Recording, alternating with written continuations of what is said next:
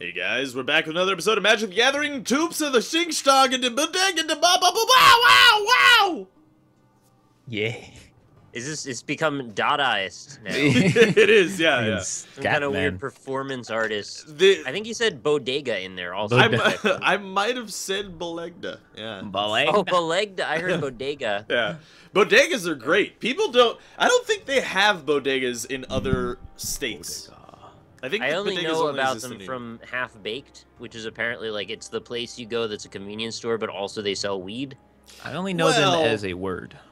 Okay, fair enough. I know the word bodega, don't know what it means. Well, see, but then also, okay, so a bodega is essentially a deli, and but it's run by Spanish people, and only Spanish people go there, and it has cheap stuff, and it's got a bunch of like really like super Spanish things in there. Like you'll have like Dominican products and stuff like that, and they sell 40s and stuff like that. People might get mad at you for calling Dominican culture Spanish. I mean, they speak Spanish. They speak Spanish, but it's Latin.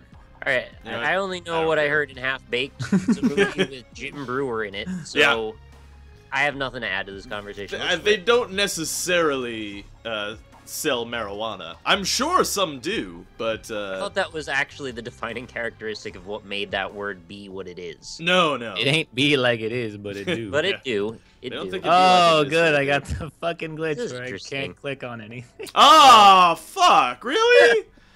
We had such a good opening. God damn it. I hate when that happens. No, we're fine. Keep the episode going. Let's restart the game. We'll do it live. It's fine. I think... I don't think you can... Yeah, okay. I've conceded. Oh, alright. I'll just make a new thing? Yeah. Oh, yeah, alright. Restart the game. So it's fine. We're good. Do it live. Alright, fair enough. Fuck it. This Magic is what we the Gathering. Every other game. It really is. All right. At least 50% of the time. Yeah, it actually is about that 50% of the game time. Is so fucking broken. It doesn't work every time. All right, ready up, bitches. All right, let's do it. That's good. I didn't like my hand. I didn't either. I wasn't sure. I might have liked mine a little. Oh, man. All right. Oh, there we go. I can click now. Excellent. I thought I had a new glitch I'd never seen before where everyone's portraits were black for a second. Where everybody knows your name.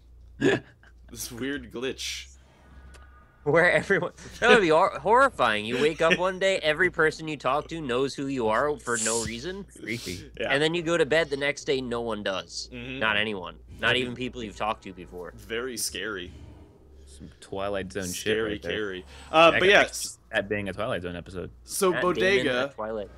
Bodega, Deli. Now here's the thing. Do you guys know what a deli is? I think Nick probably does. But yes, Austin, of course do you know? everyone knows. Okay, yeah. Are you serious? No. But Austin, no, Austin. Austin, give me your definition of a deli then. We don't we don't have like delis in the sense of they're just delis. The grocery stores just have deli sections, and entire like part of the store is a deli. So see, exactly, this is what I mean, Nick. The definition is different in other places of the world. A delicatessen in a supermarket in other states is where you get like cold cuts. A deli in New York, however, is an extremely different thing. A deli in New York is it's more akin to a like what you would find at a gas station in something like car California parts or and something oil like that. and windshield wiper fluid and new windshield wipers. No food though. There's a bunch of stuff in a deli. Like there's like chips and 40s, and it's like a little convenience store. That's what a deli is. So it's different in like most other states, or the other states that I've been to. People don't have a concept of like what a New York deli. They probably don't really sell car parts. I'm just assuming Rob's headphones cut out while I said did. that. Yes, they did in fact cut out. So I had no idea what you said. Okay, but you agreed at the end, so you just made it seem like you heard me. Yeah, that's what I did. I didn't even see what happened. Like I was like, oh, so these places sell those kinds of things, or Nick is being really sarcastic.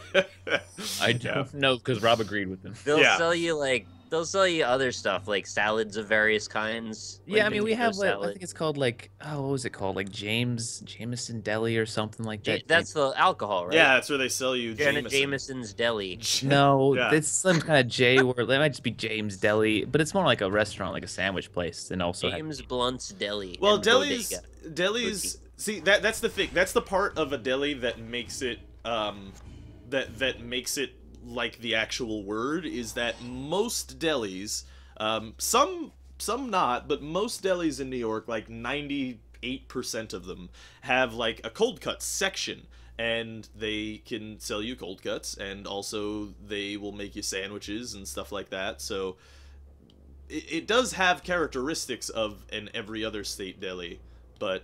Okay, so what about the New Delhi? I've heard about that before. That is a city in India.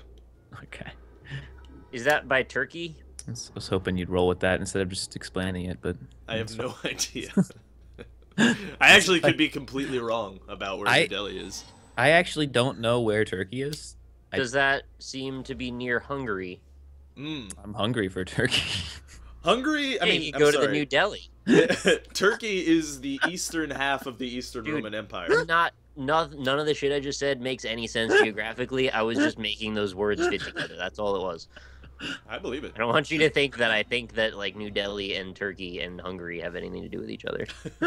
In before they actually do, when I don't know anything. That would be hilarious, actually. Sorry, if Northern Lion was here, he would know the capitals of all of them and where they sit in the world and what their biggest export is. He was making I shit you not, he's been doing game development in Construct. He was making a like world capitals trivia game. I hate that. What was it called? Because he starts every game now with shitty something, so like shitty Jeopardy or something like that. I don't know. But it's just like, it's like the ultimate like dad thing to do. Like, He's such a dad. He really is a super dad. I liked Shitty Titan Souls. I hope he continues on that. What is Shitty Titan Souls? Well, it's a game that Ryan made that's it's like Titan Souls but shitty. Oh, there's like 2 frames of animation and you throw your sword and then you have to go get it back, and then there's just waves of enemies that come in from all sides. He gave me monetization permission, but I haven't exploited it yet. That's really really nice. Take advantage of that. Yeah, he might actually be trying to trick me and have all this shit in the content ID system. Oh no, that would be crazy. Really be a big dead end for me. Get some money out of it. Yeah. That's how he finally figured out how to kill you off, Nick. How to exploit my channel. Yeah, exactly. Yeah. Just after so many years. Just put a content ID match on his Shitty Titan Souls. Got him. Got him.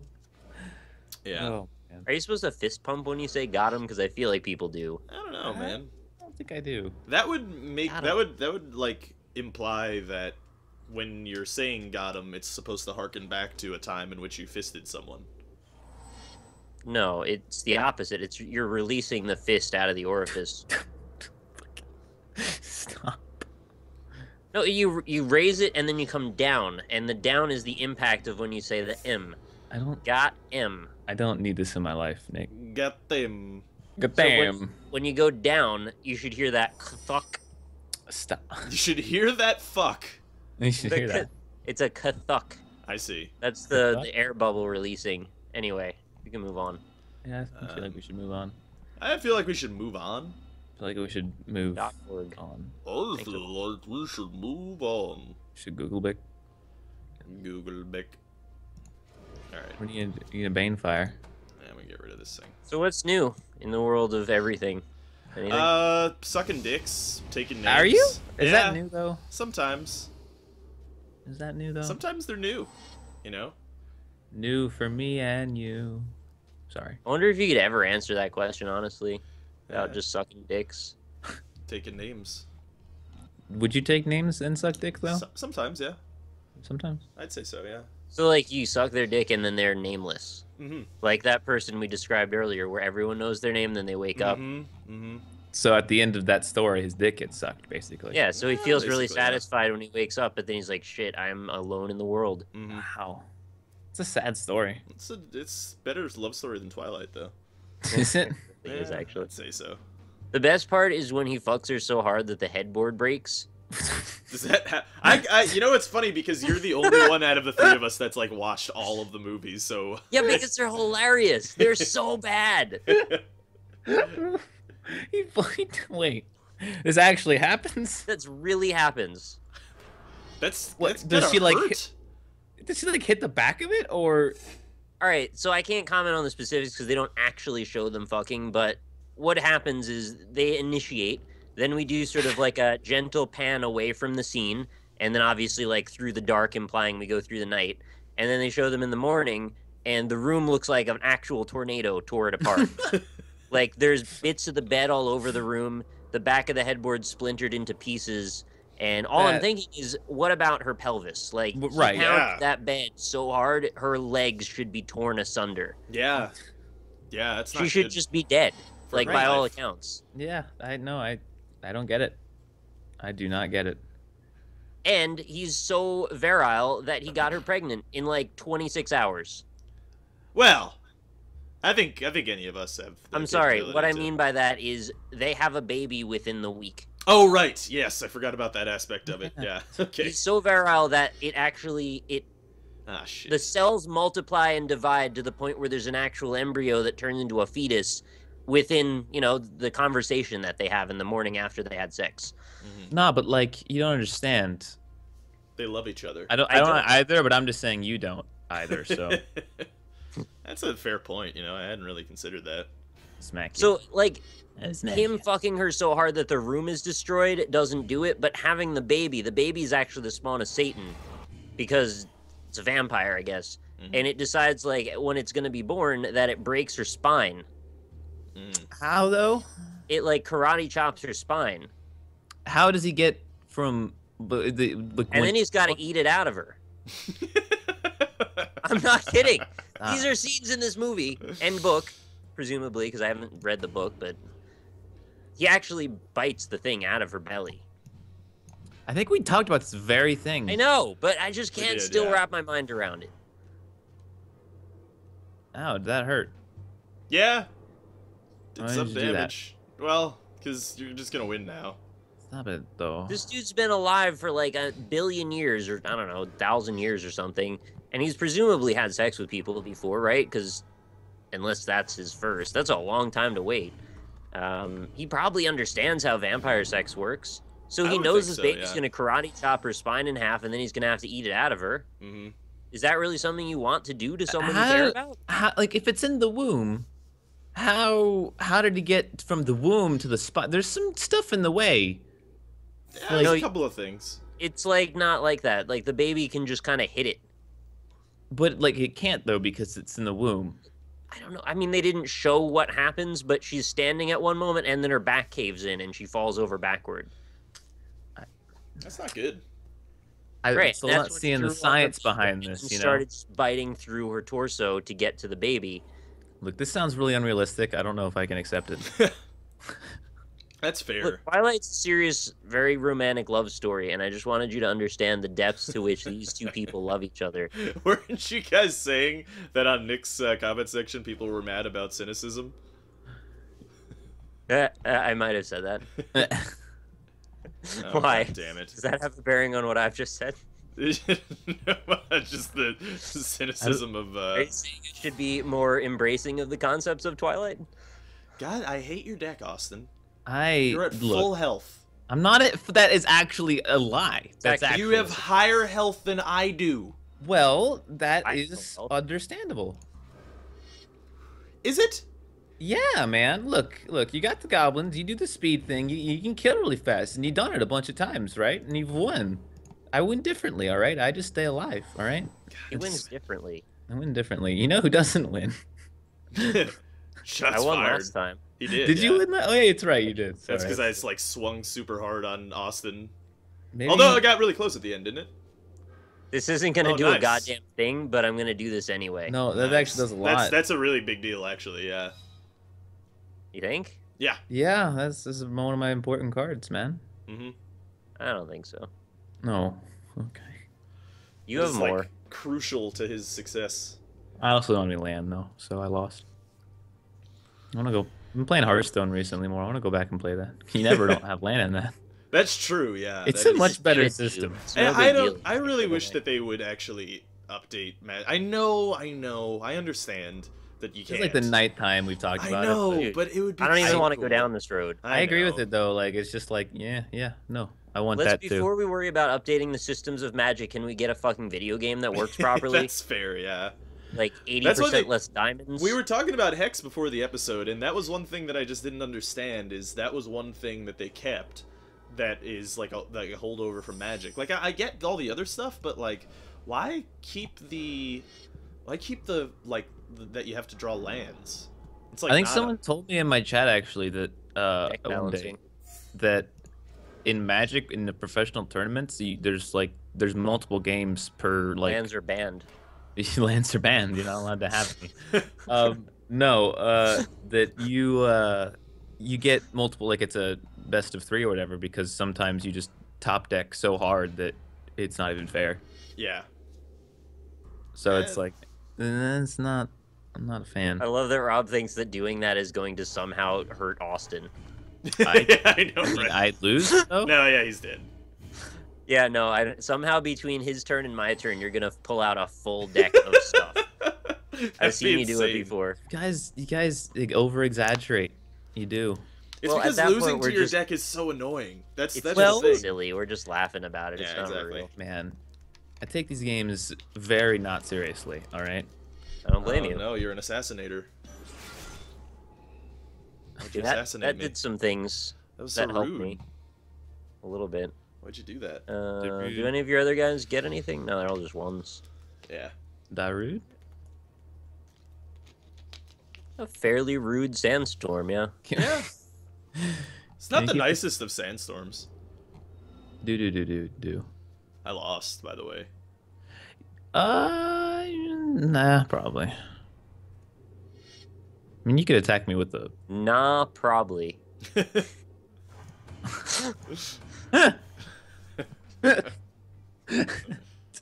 didn't actually realize I said it that. Nah, probably.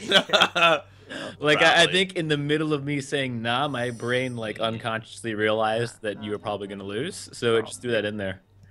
But I was trying to say you have a chance, but it's not like me fighting Lasagna Monster. Oh, yeah. let's not talk about Lasagna Monster.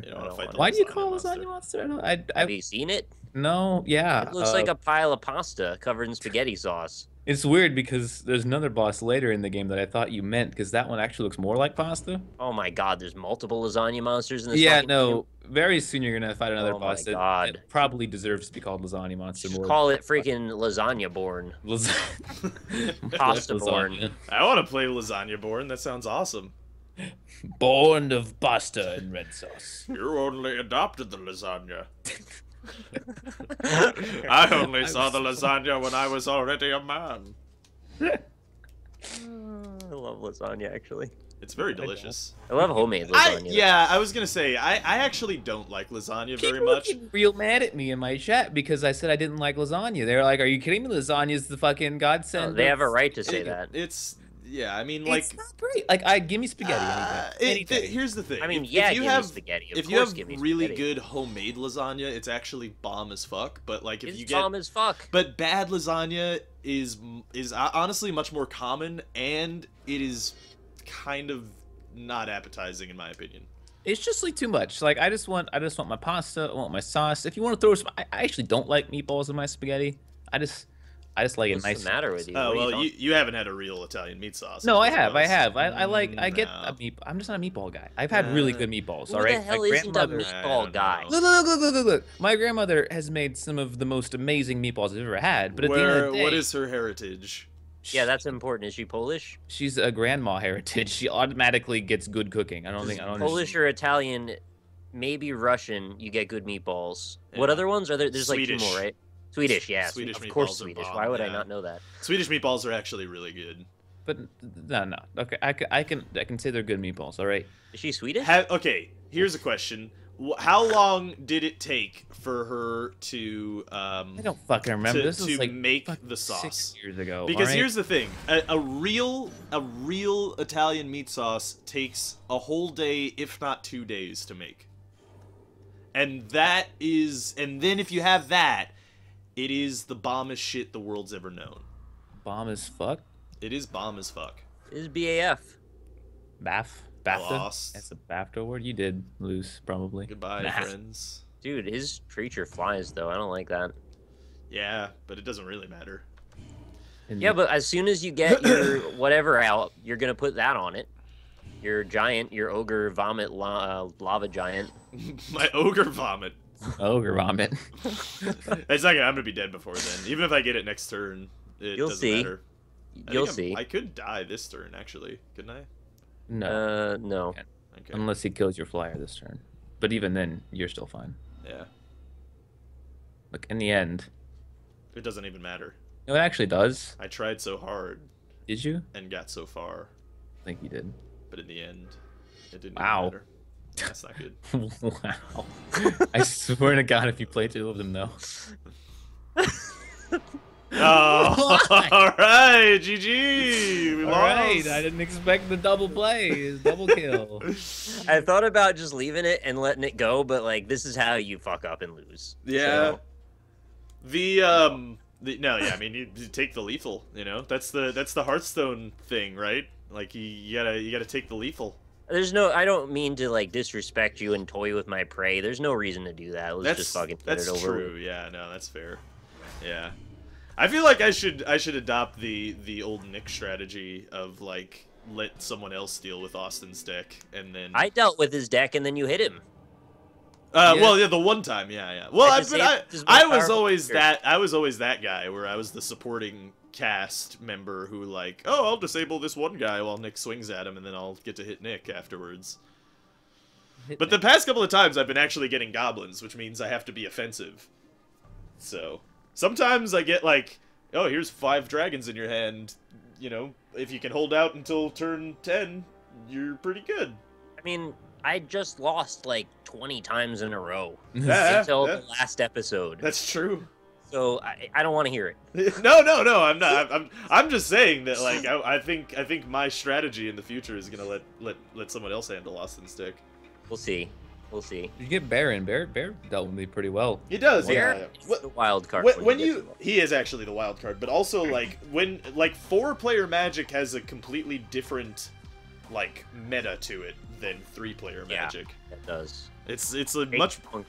It leads to a lot of Ohms races, really. We're like bone races. Hey-oh, races to like the bone bones. races. They're like a bunch of bros like try and get erections first. Sorry, I was gonna continue that joke, but I like hit one of those super yawns, or I could not like form. Hi. Oh. Kitty. That's hi there. Anyway, you guys want to talk about Nintendo? Because I fucking do. Apparently you want to, so feel free to give us the lowdown on Nintendo Direct these days. So, Nintendo Direct, right? Like start at the beginning.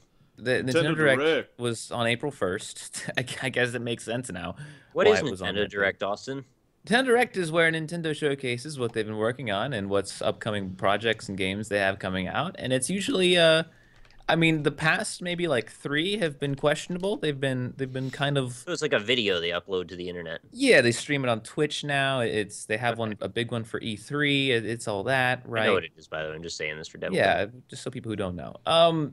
But yeah, the 3 before this last one, maybe the 2, were subpar, but they were still reasonable. They had some cool things in them, and they were good. But so we come on April 1st. We're here on April 1st. We're ready to watch Nintendo Direct. They say it's going to focus on Wii U and Nintendo 3DS. And new 3DS. New 3DS, not the old one. Those are different. They're different. The old one can't run Isaac. Right. And they start showing stuff. It started off all right. You know, they showed the 2 new Smash characters, right? Mewtwo and Lucas. From Mother 3. Earthbound. Okay. Earthbound series, right? He was in the other games. He was. I don't know why he wasn't in this one, but they're putting him back in. Not until like you were trying to say Lucario, and I'm like, wait a minute. You didn't quite finish that word, and also, isn't he in it? He is in it, yeah. But after that, you could have gotten up, gone and grabbed a snack or 40, and you wouldn't taking miss a shit. Yeah, you wouldn't have missed anything at all. This Nintendo Direct was actually pointless. They showed actually nothing. Like I usually they have one thing. At the very least, they'll have one thing to show. So it was a black screen for like 20 minutes? That they could have done that, and they would have showed more than what they showed. Actually nothing. For what? Sorry, I was reading comments. What were you guys just talking about specifically? Nintendo Direct. I know, but which specific game did they show nothing? They showed nothing. That's just in general. Oh yeah. Well, yeah, no, the entire thing, is just them not showing. So it wasn't actually a black screen. Apparently, it was like Splatoon, probably mostly. So that's the Splatoon. All right, that looks good. We've seen it like in 4 Nintendo Directs now. We've seen it everywhere. We've seen so much of it. I don't even count it anymore because of how much we've seen it. Really, they're just showing, hey, this game still exists. Buy it when it comes out. All right, cool. The same thing with Yoshi's Woolly World. Game looks fine, but this is the 3rd or 4th time we've seen it now. Might actually only be the 2nd. I don't remember if it was in 1 or I think it's the 3rd time we've seen it in a direct. But again, we know it's coming. We know exactly what that game is going to be. It's going to be a great 2D platformer. That's all it's going to be, though. All right, we understand. Right. Didn't they also make Bejeweled? Oh yes, they showed for 10 minutes. And for 10 minutes, they talked about this fucking puzzle game, which is literally just Bejeweled. It's like a match 3 puzzle game, apparently. It's just you match pretty colors, and then shit happens. I think the other aspect of it though is that it's like sort of like that. It's sort of like a couple of these games that have been coming out, which I don't understand, to be honest with you. But maybe it's just because I don't really like the match 3 genre. Is it also an RPG? Yeah. I kind of have a soft spot for those, actually. I don't like those at all. I just don't like match 3 at all. It's a bit too much, the amount of them that have existed. Yeah. Let's just have an RPG. Like, why? Yeah. Well, it's kind of a unique way to do a battle mechanic, right? Because it's like a puzzle game built onto a thing that keeps you coming back to it. That's like right, but there's playable. Puzzle games that are better than that game, and RPGs that are better than that game. Well, and there's versions of that actual game that are better than that game, most likely. Well, that's the thing is that they showed 2 versions. I don't know. I haven't played it, but one is, I think, like a dragon, some shit puzzle dragon, and the other one is a Mario version of it, of course. But the reality is, okay, if they want to talk about it, that's fine. But they just showed it for like 10 minutes. They wasted 10 minutes of this Nintendo Direct to talk about this game that is so nobody cares. Nobody cares. People are going to be in the comments telling me they care. You don't care, trust me, I know.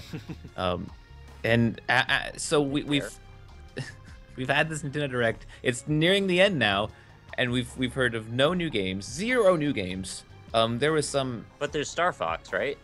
Supposedly, that's what everyone was expecting it, right? Everyone and their mothers was expecting Star Fox at the end of this thing, and it would have been great. That's why I watched it live. Right, I wanted to see Star Fox. Yeah. Miyamoto smeared Vaseline all over his computer monitor that day, so he could not show us Star Fox. So this is when he's going to take the Vaseline off, right? Right, Austin? Probably. Right. Not smear it off. So we transition into their final game, and we don't believe them, right? Because 1, it's April Fool's, and 2, why would they end on this game? Encore. Right. So they say that Mario Kart 8 is their final game they're going to talk about, and immediately we're like, no, there's no way. There's going to be one more thing. We all know it, Nintendo. You've done this before. And so they talking about the new Mario Kart DLC. You get new shit for your dudes. There's a new race, whatever, right? Why are you talking about this? Wait, what? Wait, what is happening? I want to know. There's a new track, I think. Whoa! I think it's an Animal Crossing track, and there's new. All right, that's actually all right. You can make some dudes. Do I have to pay for it? I don't know, actually. If I could just download it, that's pretty sweet. I wouldn't mind an Animal Crossing track. But anyway, it's DLC. It's Mario Kart 8 DLC, whatever.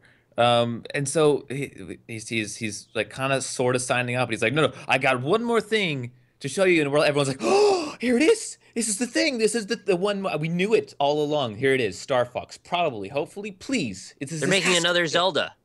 Right. This is Zelda. The new Zelda. Another Zelda. Another one. Oh God. It's what we've always wanted. And they play this video. They spoil it immediately. They say it's another thing from Mario Kart 8. So immediately, just spirits are disheveled and destroyed, and all the sadness reigns throughout the planet. As people realize that this Nintendo Direct is nothing. But we have to sit through this final whatever it is for Mario Kart 8. It's 200cc. You go a little faster. We made the game slightly faster, boys. All right, well, it worked for Street Fighter. If you remember, Street Fighter 2 came out, and then Street Fighter 2 Turbo Edition came out, and its central tenet was that the game was slightly faster. But also they added the bosses as playable characters, so that was kind of something. Also, though, I mean, like, Melee, a lot of people don't like Brawl and well, I don't know how people feel about Smash 4 as a competitive. Smash 4 is better than Brawl, but not as good as Melee, I think, was the consensus. Well, so Melee is is just a lot faster.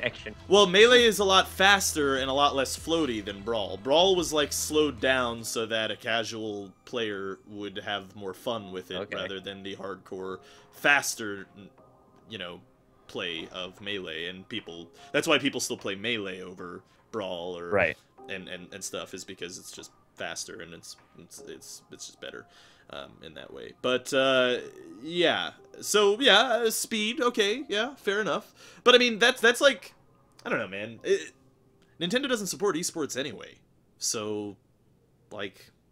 Although, actually, I will say that while I did just say that Nintendo doesn't support esports, they have been changing to be better about that, which I appreciate. Yeah, they are. Slightly. They're kind of getting... They've been running their own tournaments and stuff.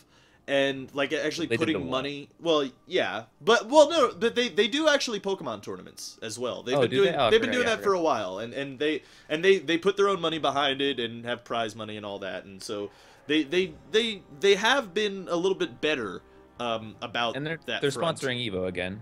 Yeah. So that's good. So they're getting towards some... I don't know, maybe Nintendo will start, you know... Maybe they'll make some games, Rob.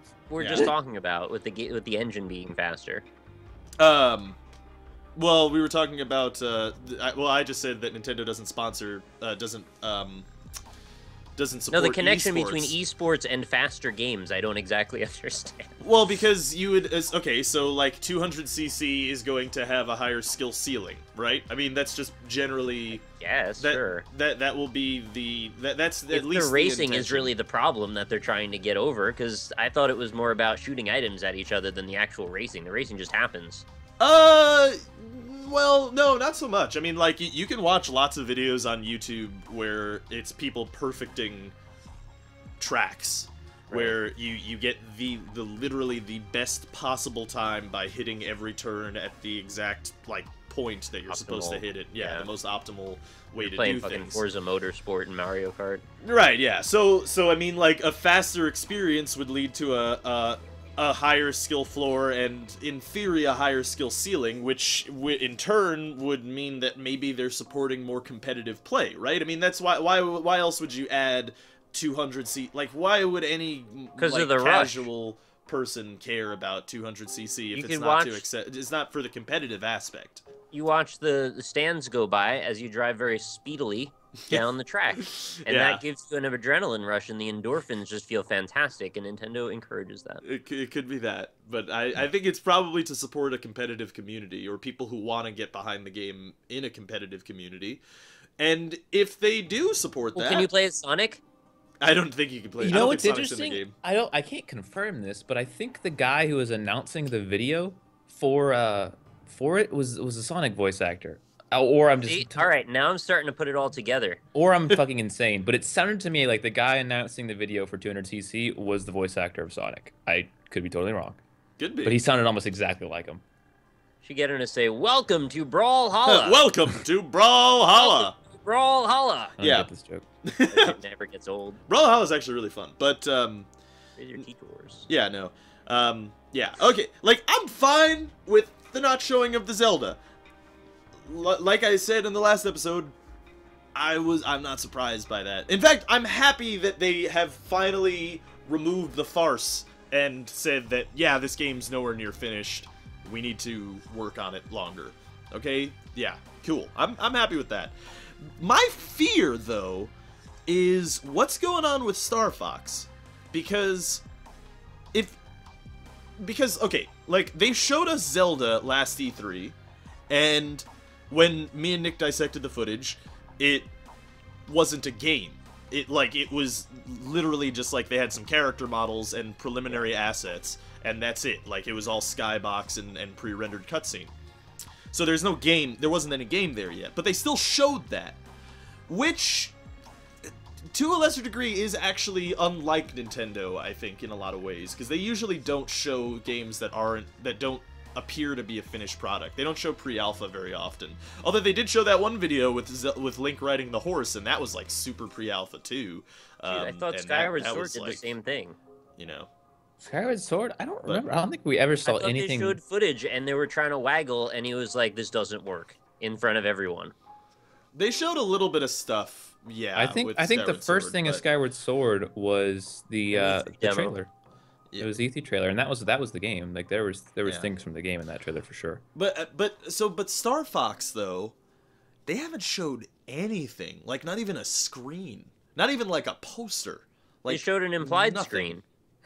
The Vaseline screen. Oh right, They showed him playing a screen that was very blurry, and that's cool, right? Because he's probably playing Star Fox. I mean, I'm sure he is, but my question is. Yeah, no, I'm sure that I'm sure that the game is in development because they said it's in development, so I'm sure that they're actually making it. My concern is, how far along actually is Star Fox? Because he also said that it's supposed to come out before Zelda in 2015.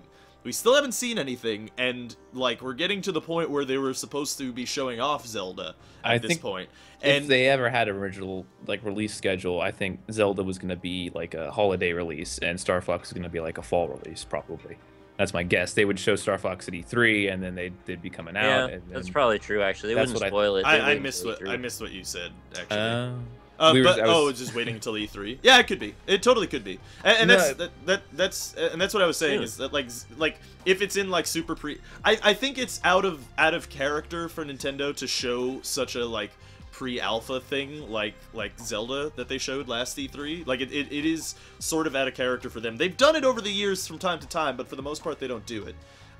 So like maybe they are waiting till E3 to show something for Star Fox, which makes sense. But why would they even do the Nintendo Direct now? What's the advantage? They do them throughout the year a lot of the time. I think honestly like that one was specifically just to generate hype for some things like Splatoon that's supposed to be coming out. And then the puzzle world, and then I don't know, they had something else. Oh, they had the Dynasty, well no, was it Dynasty Warriors? It was some crossover between Fire Emblem and Shin Megami Tensei, that's it. It's a crossover. The super anime thing. Yeah. I just want to say, they did a poor job on the anime transition there. All right, you cannot go full anime in like one frame to another. I couldn't handle it. It was just like it was like black screen and then suddenly Japanese pop rock blaring like robot. I was just like, what is happening? Yeah, it was anime too hard. And then I actually made fun of this, but people were really pumped about it. But I was making fun of this in my Twitch chat because I hosted the Nintendo Direct when it came on, and like they had a transformation for one of the characters. Like one of the characters, it was like this, this girl in like a schoolgirl outfit or something, and she had like fire around her, and she was like, about to fight some demon or something, and then like it gets shiny around her, and then you see her silhouette, and she transforms. You know what her transformation is? She takes off her clothes. She's in her bra and panties. That's her transformation. Really funny. Like it was just like, man. This is one of the reasons that I just can't get into anime. And hey, I'm not saying anime is bad and people shouldn't like it. I'm just saying I personally it's things like that kind of keep me away. What was the relevance of that? Because they're obviously trying to pay homage to Sailor Moon, or like Cardcaptor Sakura, which is paying reference to Sailor Moon. So like, what are they trying to get by making it weird? I don't know. I don't know. I actually don't even know what game that is, to be honest. It was just like an anime. I don't either, actually. I don't even know what was happening. I don't know what Shin Megami Tensei is. I've heard of it, but I don't know what type of game it is. It's a really solid RPG. There's actually a lot of entries in the series. It started back in like the SNES era. So it's like a JRPG type of thing? Yeah. Okay, so that must be what it is. It's probably Shin Megami Tensei with Fire Emblem characters, or in the That Fire doesn't Emblem sound like them something. to do a transformation type thing. Like, they do generally pretty macabre stuff. And usually pretty stylish stuff. They wouldn't probably go in that direction, I don't think. I will say, before people get mad and say in the comments that we didn't mention this, the Nintendo Direct did show off more of the new Fire Emblem game, but Fire Emblem's such a niche game. Like, I never played it. Yeah, I don't think any of us have played it. I don't really know. I haven't played it, but I heard that it was very good. And apparently I've heard it's that good. I would like it because I like tactics games. Zen plays it, I believe. Yes. He swears by it. He really loves Zen. No, both of them play it. Both of them play it? All right. Yeah. Well, yeah. I don't know. They also had already announced that the last Nintendo Direct as well, so it wasn't like a new announcement. People are hyped for that, and I totally get that. And people also levied the criticism that, like, they showed off a bunch of games, they just didn't show any games that you wanted to see. And it's like, well, I mean, yes and no, because I don't know. Is that really what I'm to expect of Nintendo now? Like, like I'm not gonna get their first party stuff. I'm gonna get like a bunch of anime games. Is that what the Nintendo consoles are gonna be? Because if that's the case, then yeah, they didn't show anything that I wanted to see, and I don't really want to see any more. If that's how the company is, if that's the direction that they're heading in, if that's their third party, which is just a bunch of like JRPGs and anime games, then that's not my thing, and that's not why I attached myself to Nintendo at such a young age. It wasn't because of like, you know, a bunch of anime games or like JRPGs. Nintendo was surprisingly not Japanese at the time. A lot of the games, like, I don't understand why we're putting so much weight on this Nintendo Direct conference when E3 is less than 2 months away. They're not going to make that big of an announcement there. Yeah, that's what they true, usually do is the thing. Like, Nintendo Directs usually have at least, like I said, at least one announcement at the very least. Yeah. Last year, the last one I think was Fire Emblem was their big announcement. I was at least expecting Star Fox. I was even hopeful in saying like, oh, could this be? Are they doing this to show F-Zero or something? Are they gonna make a new F-Zero? And no, hopes were dashed. Well, we'll see. I think Nintendo they better have an E3 with a lot of E and a lot of 3. I'm just gonna say, because they have this whole year ahead of them, and there is nothing remotely exciting for all. Like, there's just nothing huge coming out. Everything is either, you know, medium or small on the scale of Nintendo games that's coming out. And also, I just don't get excited about handheld titles. Oh no, me not at all. Like, but I don't say that because I know a lot of people do. But I really hate handhelds. I don't like playing games on handhelds. I agree. And that's sort of worries. I feel like a lot of these handheldy type games are kind of slipping into the Wii U lineup too. Yeah. And it's like, I don't stop it now. It's the opportunity thing, right? Like, Nintendo makes very fun, very well made, very well designed games. I'm not arguing that they don't, but they put all that effort into games that have such a low ceiling on how exciting they can be or how fun they could be. Like 2D platformers, for example, is the best example. You can only get so much out of a 2D platformer. I mean, it can be really good, really fun, but you have a ceiling on how fun that can be and how much you can play a game like that. What? Yeah. I mean... No. Yes. The 3D game has a higher limit in every way than a 2D. You know how many hours I've played Super Meat Boy? Well, I don't say it can't. Like, I'm just... I thought you literally just said that. No, that's not... You said it has a limit on how fun it can be. Come on. Maybe fun's the wrong word. All right. I guess... on how big the game can be. How about that? Yeah. Yeah. Nah. When you do a platformer, unless it's like a Metroidvania, it doesn't have a lot of scope. It's a linear, well, mostly linear at least. You're gonna be, you know, running, jumping. Hit this level, hit this level, hit this level, win the game.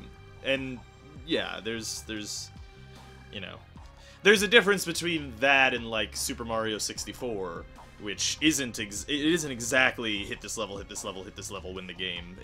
You have at least a little bit of autonomy in objectives and set decisions of what you want to do, you know, what level you want to go to, stuff like that. Like, you have like, and I'm gonna say immediately this is an unfair comparison because it is. This is not a good comparison, but I can't think of a game that's more fair right now. But like, just look at something like Skyrim, right? Like, how much is in that game? Just comparatively to a 2D platformer. Now, all right, again, how that's much not is in this fucking game? Pillars of Eternity. Yeah. I don't know. I've actually. That game is too dense. I gotta stop you right there. That whole argument doesn't make any damn sense. It doesn't matter if the game's 2D or 3D. It's just a subjective thing whether or not you like that type of game. I mean, it's easy. But it's harder to be non-linear in a 2D platformer, though, right? I mean, you would agree with that. Not necessarily. Depends how it's structured. Well, like, you can have a hub world just the same way that you can have a hub world in Super Mario 64, and it leads to a bunch of different levels. Just because they're side-scrolling doesn't mean they can't still have depth. But what game has done that recently, or at all? I don't know, but there's a lot of them. They're out there. I don't know. Like Nintendo platformers, I don't think I've ever seen anything like that. Well, I'm looking at the scope of all games, not just Nintendo platformers. Actually, I mean, Super Mario World does that. No, it doesn't. It's that game is pretty much entirely linear. I mean, yes, there are branching paths, and yes, there are warp tunnels that you can go through. There are secret areas. There's a fucking celestial star world. Sure, but it's still like it's still like you have to progress through X to get to Y kind of thing. And you do that in Super Mario 64 as well. Did, so. Oh wait, you do what did that you in say? Super Mario 64 as well. You have to progress through a linear path of them. There's just options. Well, no, you don't. Well, yeah, there's options. Yeah, sure. It is like superficial autonomy, but in the same way that's a video game. I don't understand how you don't see that they're the same thing.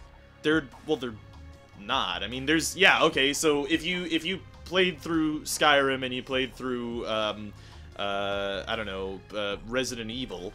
Sure, they're basically the same thing in that you can play through the story linearly and not branch out and do your own thing if you wanted to. But Skyrim gives you the options to run out and do whatever you want to do. What you can set your own objectives, as opposed to Resident Evil where it's, move from A to B. You know what I mean? Like Okay, you can't set your own objectives in Mario 64. Yeah, you can though. Like you can go find a certain star to get your number up, because that's the lock and key mechanism that allows you to go to new areas. Those keys are required in a very linear fashion. Well, okay, yes, but you still set, like, when you unlock a door in Mario 64, you unlock like 3 or 4 doors with 3 or 4 different levels with like 5 or 6 different quests that are specific to those levels. And you don't need to, you could get all of the stars to the next juncture, like, mostly throughout the game, like, especially if you're not doing like 120 stars, you could do that by playing one level or playing different quests that you like on other levels and stuff. You have your own option. Whereas you say in like, you look at like Super Mario World, okay, you have the option sometimes to choose this shortcut, which still leads you back onto the same linear path for the most part. Like, there's the Star World, or Starland, or whatever, and then, you have things like the Illusionary Forest, which is different, but for the most part, it's still just a linear, like, you still go on this one rail to it. And yes, I understand that is in Super Mario 64, it's superficial, in that, yes, you are basically still on that same rail, but you can choose your own objectives as to which things you want to do to progress through the game. Alright, so by that same argument then, Super Metroid and Link to the Past are both the same thing as Super Mario 64. They still have the same lock and key mechanisms, they still have the same linear but not, gated but not necessarily open freeform exploration. Well, yeah, I would say that's true for Zelda, maybe, especially the older ones. But I don't know. I like, yes and no. Finding power missiles and finding bombs are the same thing essentially. Like, they open up a whole series of different areas. Yeah, no, I get that. And then, but you could look at, okay, so like Zelda. There's even in like Link to the Past, there's a bunch of items that you can get that are off the track that maybe help on certain dungeons. In Metroid, and completely vestigial, no point necessarily. You don't have to have it. Also in Zelda, in the older ones, you could kind of complete a lot of the dungeons in your whenever when you choose. Some of them are like you can open them at different when the game doesn't want you to necessarily. And in fact, they have said that the new Zelda is going to be that way, right? They said that the temples are going to be, you can go in whenever you want and tackle the dungeon, which is pretty cool. But yeah, that's it's still less linear. Yes, it is fundamentally linear, but it's less linear than something like a Super Mario World, or, a lot of other regular 2D platformers where you go through the worlds and stuff. It's still getting from point A to point B in both types of games, but I just don't think it's good to group them all together that way, that's all. What, 2D platformers? To I'm not say saying that that all they... 2D platformers lack in scope compared to 3D games, I find that to be just not correct. I don't think that's not the argument though. I don't think they lack in scope. Rather, they just have a limit to their scope, and them hitting their limit is good. I'm not saying these games are bad in any way at all. In fact, games like Super Meat Boy, Super Metroid are nearly perfect games.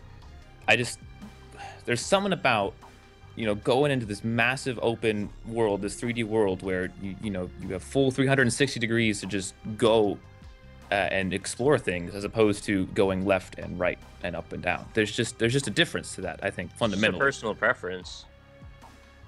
You're saying it like there's a right and a wrong to this. I just think you get, I don't know.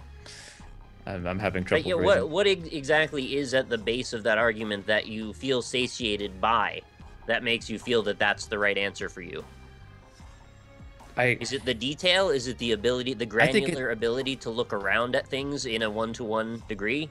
Yeah, I think it's just all of that. All of that, and the whole game is. I think you should more say that it tends to be, rather right. than I think that goes without saying. Because yes, there's plenty of 2D games that the scope is higher than the 3D games. That's for sure. Like Super Metroid is going to be better than almost all of the 3D games out there because of how great of a game it is. But in the end, this gets too close to the argument about, you know, what's better, Ocarina of Time, Link to the Past, Super Mario 64, Super Mario World, Super Metroid, and Metroid Prime. Like, I don't want to get close to that argument because that. But what does that argument have to do with the engine being rendered in 2D or 3D? It doesn't have anything to do with that. That's just the way you end up looking at it through as a single talking point. Well, no, I think essentially what he's trying to say is that, for the most part, especially the stuff that's been coming out recently in the 2D platformers that Nintendo has been making, and just the 2D platformers that have been made, it's set piece to set piece for the most part, right? Like that's and whereas they don't tend to stray from that formula, whereas in the past at least they have strayed from lots of formulas and they've met with a good deal of success in that way. Right, I'm certainly not going to argue with that point. Sure.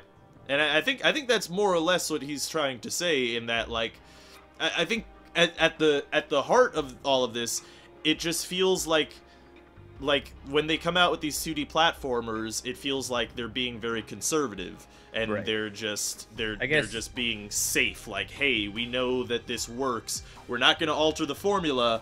We're just going to do the same thing, except we're going to make all the parts of what makes it good cooler, and that's fine. Right. But it's not ambitious, right? You know, like I think if we compared, if Nintendo made a new Super Mario Brothers 2D platformer, like New Super Mario Brothers Wii U 2, I don't fucking know, but a new one of those, at the best of their ability to make that game good, and they also made at the same time a new Super Mario Galaxy game, to the best of their ability with everything that they can do. The Galaxy game, if both games are made to the same level, the Galaxy game will just inherently be better than the new Super Mario Brothers, even though they're the same idea. I hate that we're talking about the realm of all game design through the filter of Nintendo, because I don't look at them as any kind of inspiring anything when it comes to game design anymore. I generally see them as just bland and treading water. Mm-hmm. Well, I think that's what I was saying. I think that's at the heart of his argument, is that when they make these games, they tend to make it... No, well, yeah. I mean, that's how I heard it, is all games, and I didn't like that because I don't agree with that. I guess I'm just talking about in that specific scenario where you have the maximum of both mediums, the best effort into both mediums. By Nintendo. I don't know. I mean, that's important to me, whether it's by Nintendo or in general. If we're talking about genre, though, there is a limitation to each genre. And I think that's fair to say, that there's pros and cons to everything, yeah, but I don't think one's objectively better than another. Yeah, I would agree with that sentiment as well. But yeah, I think it's fair to say that there are limitations to a genre. I mean, like, you can only do so much with a pure platformer. And why does it have to be a pure platformer, though? Well, that's what I'm saying, is that, like, you can only do so much with a pure platformer. things that you can do to shake up your platformer is add elements of other genres, and that's something that has been happening in video games for like the last 10 years, is like games generally aren't just a pure X. They're a thing with elements of this and this and this. And I think even Nintendo has blended genres together. They have in the past, but the freaking Match 3 game is also an RPG. Yeah, and you can look at Super Mario 3D Land too. That's another one where they've like, hey, here's a 2D platformer, sort of, but it's also a 3D Mario game, and that's cool. And I heard that was good. It was very good. Yeah, it was very good. But yeah, I mean, but there are limitations to a pure platformer, and there's a limitation to like a pure first-person shooter. I think a lot of people see that in the Call of Duty franchise, and that's why people have... No, that's a hybrid too. Call of Duty's also an RPG. Well, it became a hybrid, yes, but they're like it's telling that the series turned into a hybrid RPG, especially though if you look at the linear story isn't a hybrid. The multiplayer is, but I mean, I don't know. Actually, I don't know about the newest ones. You unlock stuff, I think, still, don't you? In the newest ones, maybe. Yeah, I haven't played the newest pretty ones. Sure you do. But yeah, okay. Maybe you do in the newest ones. But it's stuff like I don't know either. I guess. Yeah, but in like Call of Duty or even up to like Black Ops, it was just a linear story where you go through like the old school, and it's fine. It's fun, but there's limitations to it as well, where it's you're moving set piece to set piece in a linear pure FPS.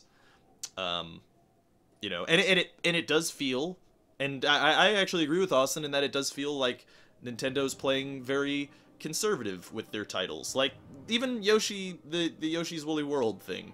Like, okay, I like it. You're gonna make a new Super Mario World 2. I really loved Super Mario World 2. It was a really cool departure from your traditional Mario platformer. It was like, it had a bunch of interesting new mechanics that are weird and took elements from other things and cool. But I wanted that game like 20 years ago. And if your idea of innovation is to, instead of make the characters 3D or 2D pixel art, is to turn them into wool instead and make it kind of look like what is it called? Stop capture... whatever. Stop motion. Yeah, make it look like a stop motion. And that's your innovative principle on the new game. Then I don't know. It's kind of just too conservative for me to be super excited about. It looks good, but it looks like a game I've already played. The ethos that they've probably landed on after years of consideration is probably something to the effect of, well, there's always going to be new genres of the 80s kids that we built our franchises on. So why not keep feeding them the shit that got the original people invested? Because mathematically, that will also pay out equally. Yeah, and it will. Unfortunately, that's at the expense of the people who have been around through it all. Yeah. I guess they're not catering to us. Yeah, no, they're not. I guess my original argument then probably applies much more to Nintendo specifically than in other situations. But yeah, I never didn't agree with you as long as we were talking about just Nintendo. I missed all of that because of the headphones. we were just kind of agreeing. Yeah. Because, I mean, like, if you did... So, like, imagine Bastion was a platformer. If you did that, instead of the way that you move through levels in Bastion, as opposed to the way that you move through levels in something like, New Super Mario Brothers... then yes, it's superficial, but it would give the player the feeling of autonomy. I mean, hey, Star Fox, that's actually a good circling point. Star Fox is like super linear. It is on rail. It's like the gameplay even is on rails, right? But it feels like you have autonomy because you choose your path. And that's really fun. I don't feel like I have much autonomy at all. Well, you feel like you have more autonomy than you did, at least in Star Fox Assault, which is one of the main problems of that game, is that it's just completely linear. Like, there's nothing for you to be able to branch out and do your own thing. I don't think you need autonomy in a Star Fox game. It's a rail shooter with a couple of options. Well, but you need the couple of options. It's still fun. Star Fox Assault was not fun. I don't know if you've ever played that. No, I'm not talking about Star Fox Assault. I mean, just in general, that genre of games doesn't necessarily require much branching out. I mean, look how many Gradius games and R-type games have been made. They still hold up. Yeah, but they're their own thing, and also it is basically a different genre. But side scrolling versus behind, whatever. Yeah, you know, there is a difference, but Star Fox though, I mean, Assault took away the options, and that was not fun, and even the options, while superficial and while also at the same time not like super groundbreaking in that it gave you like the greatest autonomy in the world, like you were still on rails, it was still something that made me go back and play the game, and still I go back and play Star Fox 64 today. I've gone back several times and just done a run. You can complete a Star Fox 64 run in about an hour. It's like a roguelike in that way. And that's fun. That is what makes Star Fox fun. And they lost that when they decided to add in just a bunch of these weird cutscenes, and it's about like these, you know, fox anthropomorphic characters, and it's like a linear story where the aliens, like, I don't care. I just want Star Fox. You know? Cut to the chase, get back to the core gameplay, and give us something like fucking FTL plus Star Fox, where every time you play it, it's going to be a little different, or you have a million choices of ways you want to go, and it'll make some kind of something out of every decision you make. Exactly. That's the Star Fox game that I want. It seems so simple conceptually to just bank on that idea. Yeah, and it seems hypocritical of me to say that, like, I just want them to remake Star Fox 64, since I was just saying that it's incredibly conservative and kind of boring for them to do that with their other titles.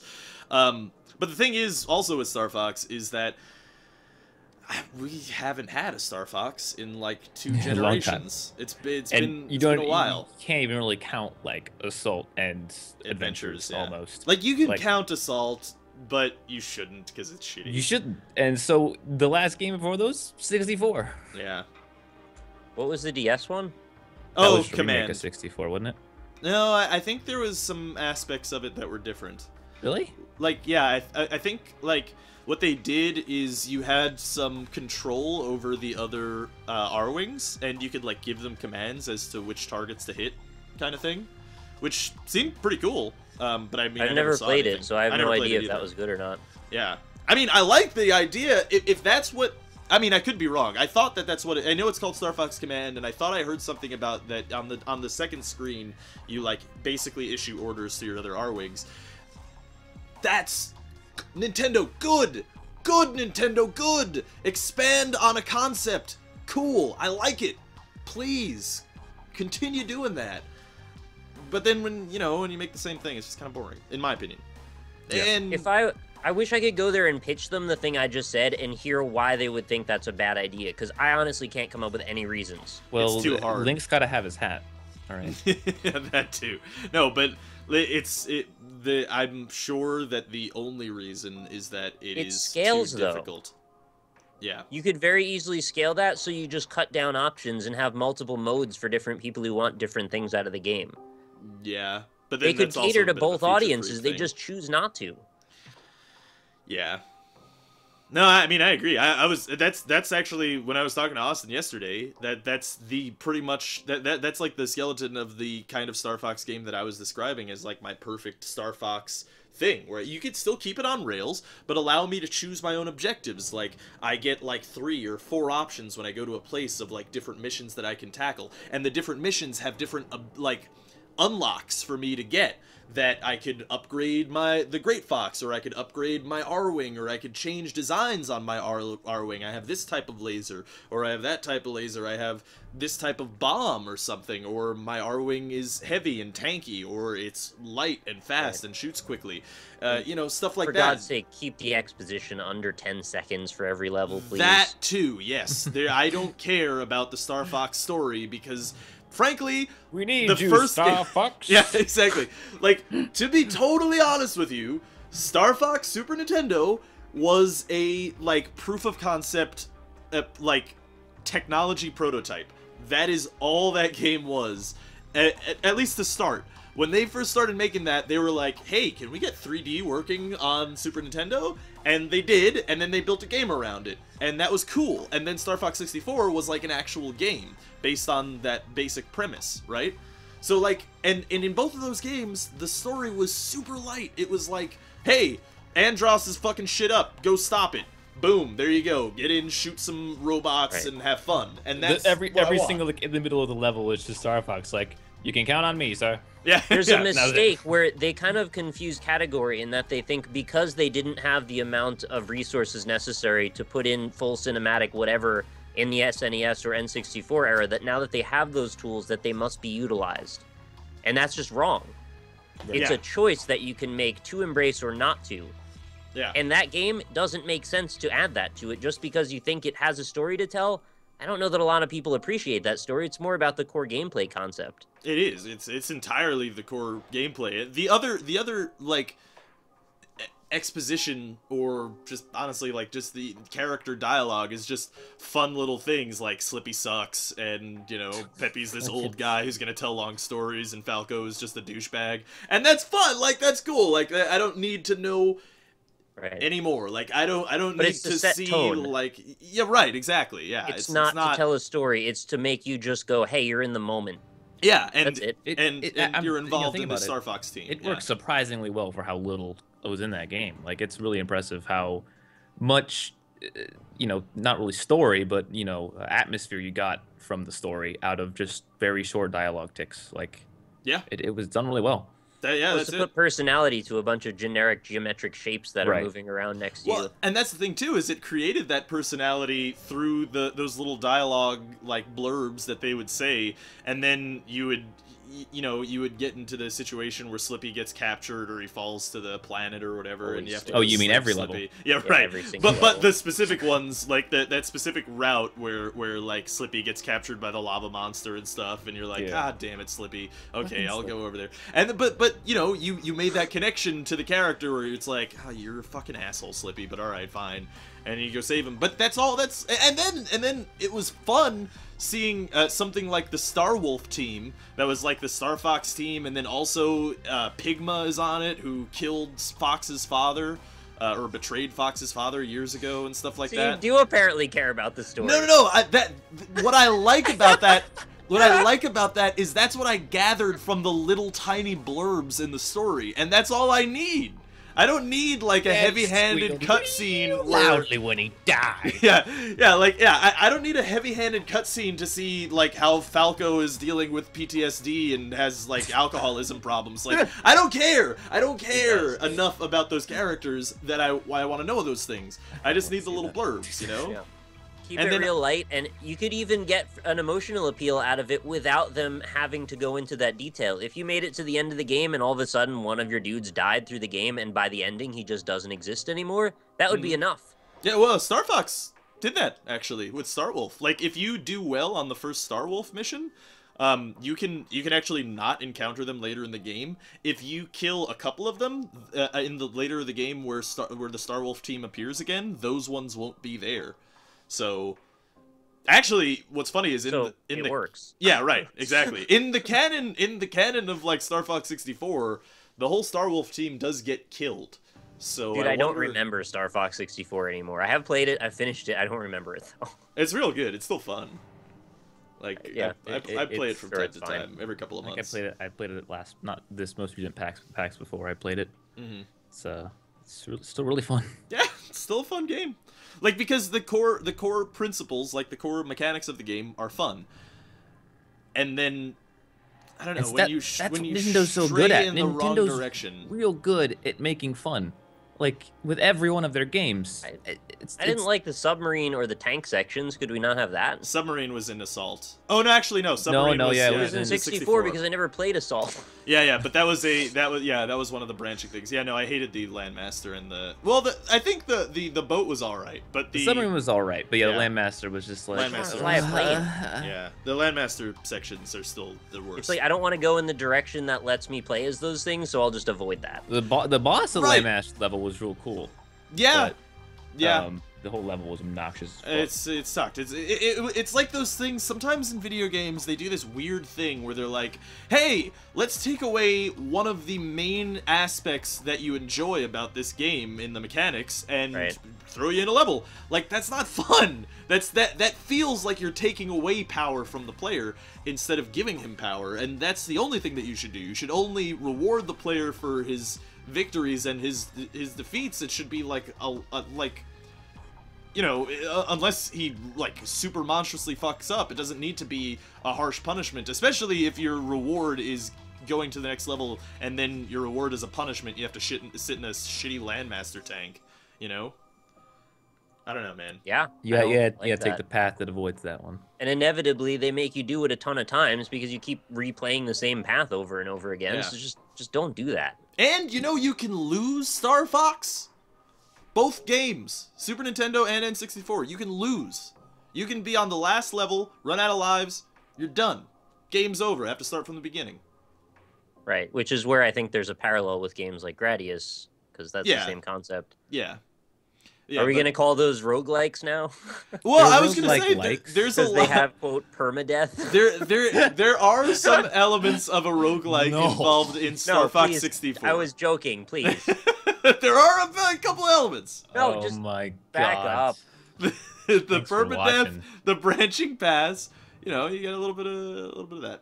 But a little bit of that. Yeah. Isaac like Star Fox game. Oh my god. Different items every time. I'd be so into that. Are you kidding? Collect them. That would be really cool. Over 100 bosses. No, what you get randomly generated levels. You get your Star Fox Amiibo, and then God, that's what it's gonna be. It's gonna be. Oh, that was the other thing. Is the Nintendo Direct was like, all right, so we showed you about 30 seconds of gameplay footage. Let's spend the next 3 minutes talking about these new Amiibos that we've just made. I don't care. I don't care how popular they are. I don't care if you like them. They're fucking. You can have that in a game without having a fucking peripheral fucking. I hate them so much. You say that, and then all of our friends are constantly tweeting about how many Amiibos they have. I know. Fuck them. I know. Yeah. Fuck your Amiibos. Fuck your stupid fucking toys. You 5-year-old. You're fucking. I hate you. I'm sorry. No, but most of them are older than you. Actually, that was something that we didn't talk about. You know what they unveiled, Nick? You probably didn't hear about this. They unveiled something new in the Nintendo Direct. So they don't have just Amiibos now. Nintendo's selling mobile games. That's a thing. But they didn't talk about that at all. Although I wish they did. But they. Oh, and they announced the code name for their next system, which we don't know if it's a handheld or. Well, that wasn't in. An Amiibo. It's a giant Amiibo, and you plug it into your. It's a giant golden dog. Right. It's like an Amiibo costume, so you actually dress up like Mario, and it has motion sensors in all parts of the suit, and that's how you play the game. Oh god. No, but no, what they announced is Amiibo cards. Oh, they're cards now. That's right. Yeah, they're cards. So you just can prove how fucking useless the Amiibos are. You don't even need. They're just fucking. I'm sorry. I still can't get over the fact that it has flash memory in the Amiibos, but they only hold one game at a time. You see, Nick. All right, they're very small. There's nothing to justify that makes sense. You see, Nick, though. Wait. It's probably a cost thing, though. If it has 8 megabytes of memory in it, it can hold multiple games. Yeah. Oh, yeah, also, they showed new Street Pass games. You don't have to be tied to the actual statuette. It could have a code. The code is tied to a cloud. And if your argument is that you need to play them locally, then too bad. It's too late now. You've lost your chance. Nintendo doesn't care. Nintendo has a DayZ game now on the Street Pass system. Oh, that's right. What was that called? It was. I don't know. It's like Street Pass Zombie City or something. Right. It was fucking the most generic thing. Yeah. So that's a thing. It had a Z in it. That's all I need to know. I want a perfect Star Fox. That's what I want. I just want a Star Fox. I didn't get it. Wait, why though cards? Great question, Nick. Thanks for watching Magic. We're connecting on that now, Nick. Yeah, no. I don't know. Because. That's the reason, Nick. Because. There's serial numbers, yes? That's all the point of this is, distributing serial numbers? You touch them to your gamepad, and it works like an Amiibo. Except it's not an Amiibo, it's an Amiibo card. It's an Amiibo. But they made a fuss out of this NFC technology so you could tap things, but the thing has a camera in it, and you could read QR codes. Yeah. So they immediately made their technology obsolete. Well, I don't think they're gonna do it through the QR codes though. They're doing it through the tapping. No, you still tap the card. I know, but there's no reason they couldn't have used the camera to make cards with QR codes and just avoided the whole thing. Yeah, but at the same time though, like I see why though. people wouldn't want to, like, you know how, you remember how awkward like trying to use the infrared sensor on Game Boys used to be, where you're trying to get it to work. No, they've done it already. Didn't. They did it on the DSi. There were these augmented reality cards that you would hold up and it read them just fine. No, I know. But it's Mario, all right. They wanted easy. They wanted it nice and easy for someone to just be able to tap it instead of lining up the card to a thing. It's just you know, I might insult a few people here, but I'm gonna do it. All right, it's just a fucking toy, and you're buying a toy. Sure, true. It does these things in your game. It's never not been a toy, Austin. But it's just it's literally a figurine that you're buying that does it doesn't it it's just that's it. That's all. You can say live in an industry that is about toys. Okay, to play the devil's advocate, there are, in the gaming community, there is a subculture of people that really love collecting figurines. And this isn't... fine, but they're marketed as fucking peripherals, but right?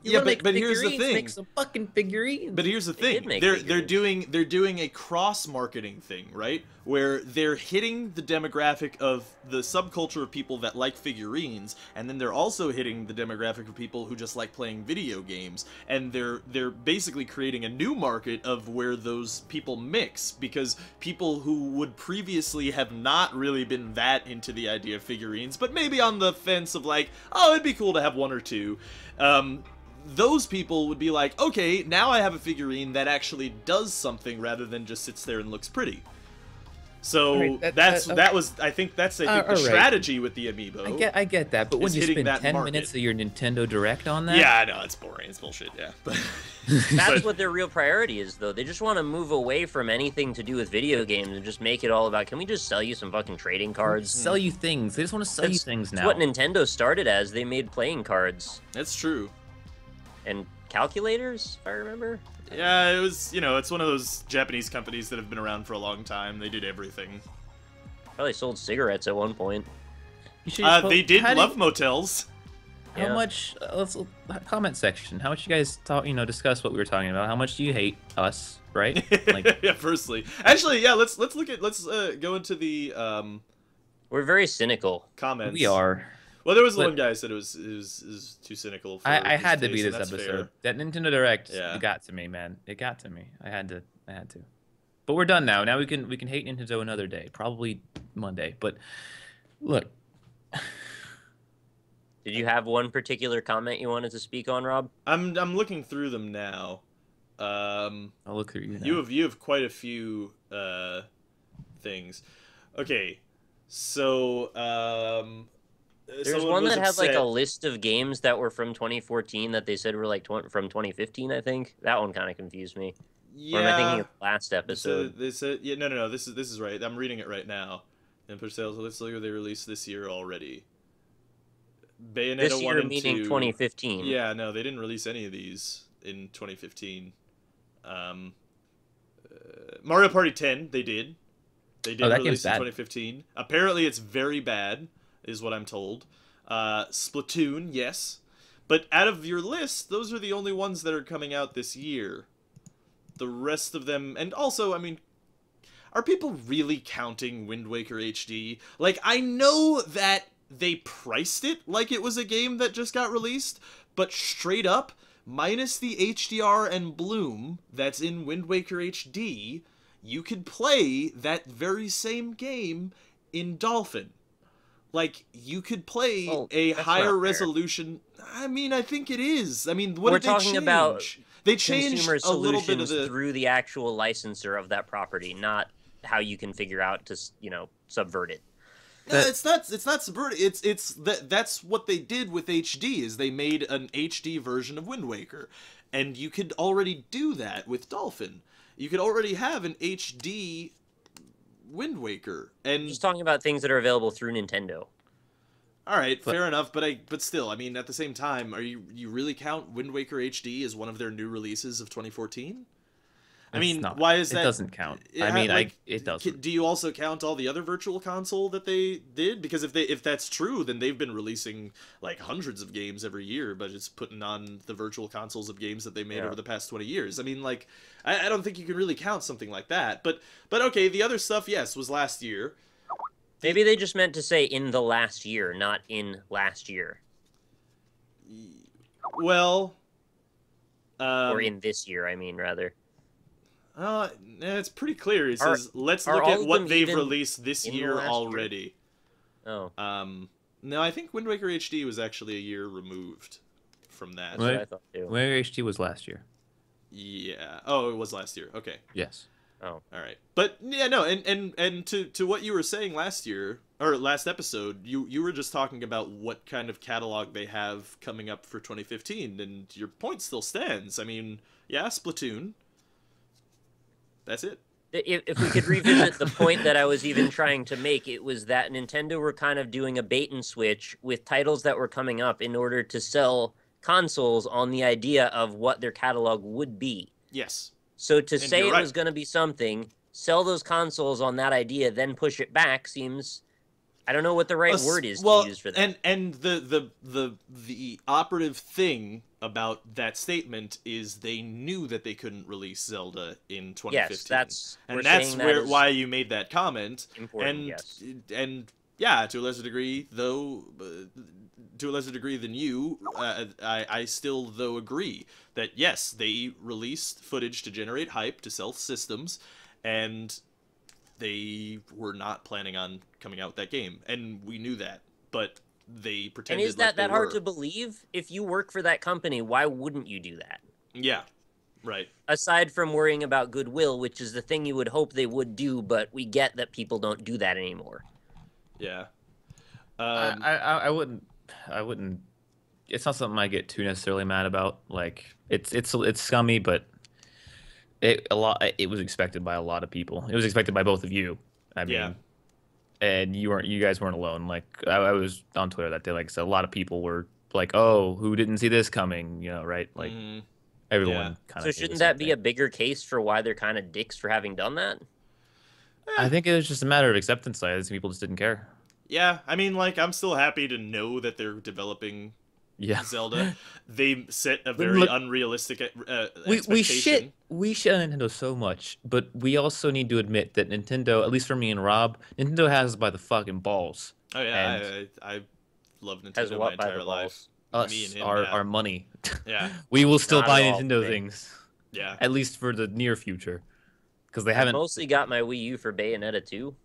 Yeah. Oh, that's what I was just saying. Me and Rob like. This was something actually that I wanted to comment on, because last episode people were very upset about Big Hero 6 because they really liked Big Hero 6, and people were saying that, like, no, it was set in San Francisco, so it was obviously Japanese. If anything, it had nothing to do with China. Okay. Let me... Okay. I mean, that could just be a mistake. I don't know why that's a big deal. Well, but here's the thing. Yes, it was set in a infused American Asian world is what I'm trying to get at. And in Asia, the biggest movie market is China. And guess what? In China, Big Hero 6 is one of the most popular movies ever. It's actually about to beat, or I think it did become the most popular film that has been sold in China, beating Frozen. So, or at least it's nearing that. So my point stands. They made it to appeal to Chinese audiences. It doesn't matter whether it's set in a Japanese world or a Japanese-inspired world. It is designed in that way to appeal to that market, which they learned was a burgeoning market, and that's well. I mean, I don't know why there's an argument there. Like that's all the evidence what just pointed it to being directly Japanese, to me. But it doesn't. But Nick, that doesn't matter though. That's the aspect that people and perhaps you right now are not understanding. Whether or not it's set in a world inspired by Japan or something, it is designed to hit a Chinese market because China is the biggest market there for cinema, especially in these animation films. And that was the decision there. I mean, Kung Fu Panda did very well in China as well. This is a thing that's on the rise, and that's what I'm saying, is they marketed it specifically to hit that market, which is a huge demographic for them. It's happening all over. I mean, in movies, games. I mean, doesn't really matter, honestly. I know, but that's what people were very angry with me, because they were saying like, oh, it's obviously marketed towards Japan, not China. It's like, no. I would have just said an Asian market though, instead of specifically China. I did. Well, yeah, but that's what I said. It's for the Asian market, but it is specifically for China. Like they wanted to hit that market the hardest, because that is the biggest market. It's not. It's just fucking business. I don't know why people were so mad about this. Like it literally is just. That's what businesses do. They hit markets. Like it's a smart I don't think any of it was really do. mad. I think it was just a misunderstanding. I don't know, Rob. You are full of shit on the China thing. Oh really? Yeah, I didn't read that one. So I don't know if I don't know if people weren't actually mad. Here we go. Big Hero 6 was definitely, in all caps, not for a Chinese audience. The characters have Japanese names, and the city is blatantly a mix of Tokyo and San Francisco. Rob, you are full of shit. People were really mad, and it's like... Okay, so then why do people jump to conclusions and start calling people names instead of just ask for clarification? That's really weird to me. And on top of that, without actually looking at the fucking numbers, too. Because it is one of the most... It's probably... It's close to beating that. So, like... Why, like, what? I don't understand where, if you guys are gonna yell at me and call me names, while having imperfect knowledge, it seems a bit silly. Look, it's all good. We'll all forgive each other. It's not, we don't really need to be upset. Yeah. This is a peaceful place. I know we're very cynical and we sound salty sometimes, but at the end of the day, we're just having discussions. And we still like you. Rob is shit. All the time. I am full of shit a lot of the time. Every now and then, we're all full of shit on things. It's true. That's you. Everyone has to realize that. And the other thing that people don't realize is when it's three people discussing something, it's against literally everyone in the universe that can hear us with their own specified knowledge of all the things that they know versus all the things we know, right? So you have all the time to rebut anything we say, and we only have this little block of the window to talk to you. So basically, we're all just full of shit. We are. Well, honestly, yeah. I mean, this is all just like subjective opinions. Like it's all subjective opinions, and there's a lot of things I don't know about. A ton of things. Yeah, we don't sit in like the objective booth of things. We just say this is how we feel about things. It's magic. I don't know. And we try to call each other out when it's necessary, as I think we do anyway. Yeah. But we also could be misguided. Yeah. Sometimes. And then also there are some people saying like Half-Life 3 is going to be crap, and that's probably just another subjective opinion, though. So, yeah. You know, well, that's true too. But yeah, I mean, I think that's a fair prophecy to make, though. It could be, it could well be. I think it's probably going to be okay. Valve has made a couple good things. I think it'll be pretty average. What? I missed it all. I think ultimately it'll probably be pretty average, would be my guess. I think it'll probably make a big splash. The hype will make it sound a lot better than it is, but then at the end of the day, when the dust settles, we'll go, that was fine. If they do the thing that I said, though, then people are going to flip shit. If they do the thing you said, the implications are much greater than the game of Half-Life 3, so it'll be very hard to separate the game from the movement. And I think that might be a strategy, yeah. And yeah, maybe they want to obfuscate the game with the movement, so they can't necessarily hold one accountable. I think that's a really cynical way to look at it, isn't it? No, that's already precluding the game's shitty, and they're using something else to make it better. Well, I don't think the game necessarily has to be shitty, but I mean, like, the question is, you know what? Half-Life is an example of one of those pure first-person shooters for the most part. I mean, Half-Life 2, yes, they added the physics element, so it's a little bit less pure in that way. But I mean, for the most part, it's like a pure first-person shooter. Like, where can they really go with that series? The first one was hybridized with platforming, and it was narrative-driven. No, first-person shooters always they've had platforming elements. Your first-person shooter implies something like Serious Sam or Doom, where it's literally just like an arcade game. Start at one point, go to another, kill stuff. way. I would say a pure first-person shooter would still fall under the category of something like a Call of Duty 2. I would say it's like a cinematic narrative-driven first-person shooter. See? Arguing about genres is very important business and will result in a lot of positive change to the industry. It sounds like it, yeah. Well, hopefully Half-Life 3 is good. Hopefully Left 4 Dead 3 is good, because I didn't really like the first two. What do you think is going to be good about another Left 4 Dead game? What could change? They could change things. That game has room for improvement, for sure. The core gameplay is just fine, though. It's just about the people you're playing with. The core gameplay is fine, but it could have some genre mixing a little bit more, like more RPG elements, say, and maybe an expansion on the competitive versus mode, asymmetrical multiplayer. That would be cool.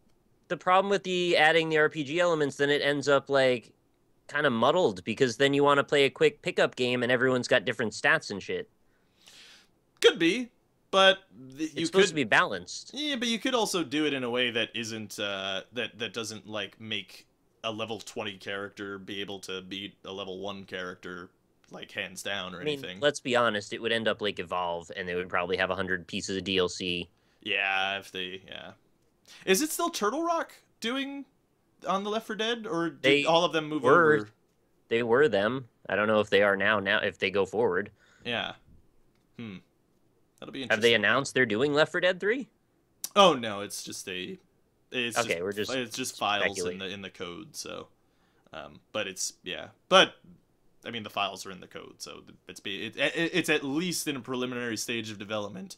At worst, it'll never come out, but at least you know that they are actually looking at making it. So. I would be surprised if they weren't looking at making it, so that's fine. Yeah, totally. And honestly, like when their VR comes out, it definitely would be an experience that would be interesting to see in VR. So, dude, people are gonna get whiplash though. Yeah, that'd be fucking terrifying. Those zombies in Left 4 Dead, they run at you and they're the rage zombies from 28 Days Later. So like they'll just beat the shit out of you. Imagine how terrifying that would be. That might cause like anxiety attacks in people. No, but for real though, people will get PTSD and whiplash from turning their heads around so quickly to like see a thing chasing them. That would freak me out. Yeah, I'd be worried about people injuring themselves playing the game. Games are scary enough already. Possible. Yeah, Left 4 Dead would be a good game for VR. I'll tell you. You would have to slow it way the fuck down. That game is fast even for me as a very seasoned first-person shooter player. Yeah, I don't know. They probably wouldn't, but they maybe should. You wouldn't be able to move your head fast enough to see everything. They could come out pretty. I mean, maybe they design the game with that in mind. I don't know. Yeah. How do you look directly behind you? Yeah, I don't know. Well, on the controller, right, and the control, pretty funny. Spin around. Just spinning around with your wireless fucking Morpheus headset. I don't think that would actually even work. Actually, because the head tracking is based on a point of zero origin, right? So then after you get to a point, it would snap back around. Probably, yeah. I don't. Yeah. I don't know. I don't know what I'm talking about. Yeah, I don't think. Yeah. Yeah. So it would. Yeah. That would be a scary game to play in VR. I can think of a lot of games that aren't necessarily scary that would be scary on VR. Yeah. It would make a big difference to the potential for Silent Hill games, I'll tell you that much. That'd be crazy. There's a thing that I'm never doing in the history of the world. It's play Silent Hill. Oh, I'll do it. VR. Maybe we'll finally, maybe once VR comes out, Nick, we'll finally get a game that will actually scare you. Whoa. I'd give it a shot. I don't care. I have nothing to lose. That'd be interesting. I have my current pair of pants to lose on that, so. I'm already afraid of scary games. There is no chance of playing a VR scary game. I think Rob's kind of on a similar page. I don't know on what severity, but I literally cannot play scary games. Yeah, I can't do it. Okay, so I think the thing I'm actually a little worried about, though, is if it does actually breach that point that does scare me, will I then be actually traumatized at that point and maybe never want to put myself back in that position again? Dude, like, straight up, when I've played scary games that have actually scared me, it's like, all right, well, you know, I paid my money, I got my experience. It was, let me check on Steam here, 15 minutes, and that's good. It's good for me. That's, Dude, Don't need to do it anymore. For the PC, Carnival of Terror. That game fucking scared me. Oh, that game's creepy though. Yeah, it is. That game's real creepy. There was that weird sewer section with the monster that made no sense. Yeah. What are you talking about? You haven't played Goosebumps for the PC? No. Oh, it's so fun, actually. Have you played Kiss Psycho Circus? No. That game's fucking awesome. You should play. I did a Let's Play on it. Played through the whole thing. Scary games. It's a first-person shooter about Kiss. I gathered. Yeah, that's pretty hilarious. You play as the Star Child. No, you play as all of them, actually. All 4 of them have different abilities, and you go through each one has their own part of the world. That's amazing. Maybe one day I'll play that game. Good luck finding it. Won't play a Silent Hill in VR, though. Imagine fucking PT. That game on VR. That game is fucking stupid. It is. Sorry, I mean that tech demo is fucking stupid. The tech demo was stupid. Yeah, it was stupid. But I wait, go to the phone. Wasn't actually news. No, we got a bad experience for that though. Originally, when we first saw it, we were watching that one guy who was just like, no wait, go to the door. Yeah. Go to the phone. Go to the door. Go to the door, then go to the phone, then go back to the phone. Closer at the phone. Stop. Look at the phone for 30 seconds. Turn away, then go back to the phone. That guy was... Listen for the chime.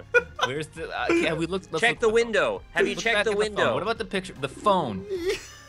It's gotta be the phone. That guy was the great... I hope that there's a VOD of that somewhere, because I need people to see that. I actually really want to find it, because once this is lost, it'll never come back again. We'll never be able to share this experience we had. You're right. It was so good. That was the most... But you need the chat, too, because the chat was great, because they were just trolling him the whole time, too. Yeah, yeah. Like he was even reading the chat.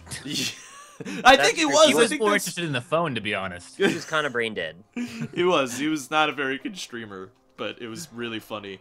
But well, it was on behalf of some group, though, right? It was like an IGN thing. Yeah, I think it was. Or something. It was like game trailers or something. Yeah, it was real funny. No offense to game trailers if it was actually not. I don't think it was game trailers. It was one of those. It was something like that, though. It was one of those editorial sites. It might have been like GameSpot or something. I don't know. Maybe. I don't know. I'd believe it was GameSpot. Yeah, that's pretty funny. Yeah. Let's all look at the phone. Isn't actually in like a side news portion there. Isn't Kojima not attached to it anymore? He left. That's a whole name off. Fucking. Yeah. That's a can of eggs. Yeah, it's a can of eggs. Canned eggs. It's a can of eggs. Hey man, Texas is weird. I'd be surprised if you guys didn't have bags of eggs. Like that would be the worst design. It's like a potato bag, but it's full of eggs. Yeah. It's full of eggs. I'm sure transporting that in trucks would be super easy to do. Can you imagine you had like 50 eggs in a burlap sack and you run up to someone and just whale them with it? What would happen? I don't know why Donald Duck... I don't think the eggs would immediately go through. I don't know, but I want to know what would happen physics-wise in that whole thing. 'Cause the eggs smashing each other up against the person, it might feel really weird. Yeah, you would... Okay, here's what I would guess, is you would knock them down, they would be on the ground flabbergasted at the event that has just transpired, and then they'd be thinking in their head, was that eggs? And then you'd be standing over them. And you don't tell them. You'd be standing over them with a burlap sack that is slowly darkening, and egg yolk just starts like dripping off the bag. And then like, no. That was egg. As soon as you hit them, they're on the ground, you take off, and then they follow you. Eventually, they find the trail. Yeah, of the egg yolk. They follow the trail, which gets bigger and bigger as you run. Yeah. I want a movie to start like this.